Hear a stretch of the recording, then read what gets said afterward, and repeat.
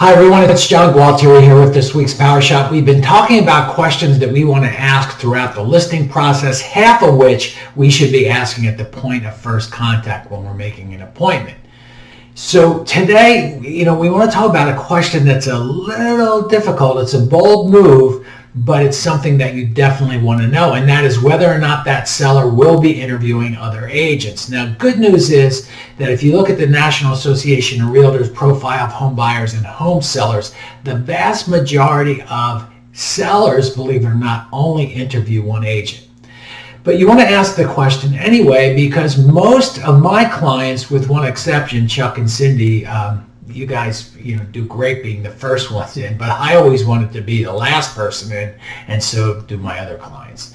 So you want to know that, and at the end of the day, you do not want to ask a seller, well, Mr. Smith, will you be interviewing other agents? That is no way to ask that question. The way that I used to frame that question was simply this: Mr. Smith, experience shows me that the vast majority of my clients, interview one agent, a really good agent. I'm guessing that that's what you're going to do here too, right? That is the way to ask that question.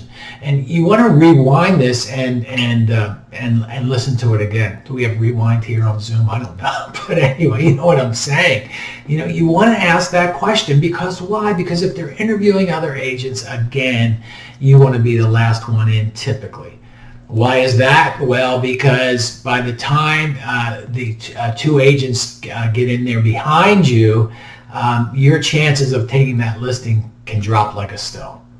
So today's PowerShot takeaway is simply this: you've got to make a bold move during the listing process at point of first contact and find out whether or not that seller is going to be interviewing other agents, but you have to be very, very careful about how you frame that question.